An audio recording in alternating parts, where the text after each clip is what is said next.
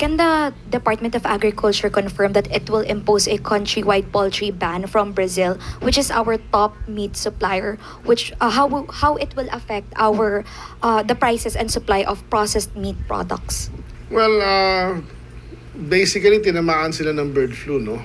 And as of the moment, wala tayo regionalization agreement with Brazil. So yes, we will have to ban the whole country from exporting chicken to us, no? But of course, hindi lang naman Brazil ang nagsusupply sa Pilipinas, no?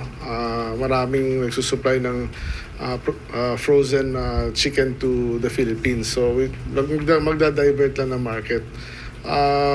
But ang advantage lang ng Brazil, kaya malakas sila dahil sila pinakamura. So baka mas makabili lang tayo ng yung mga importers or processors na mas mahal ng konti. Pero I think the price difference is a few percentage lang. So as far as supply is concerned, I really don't see any issue. Baka may brief supply gap lang na baka 1 or 2 weeks because they have to change origins.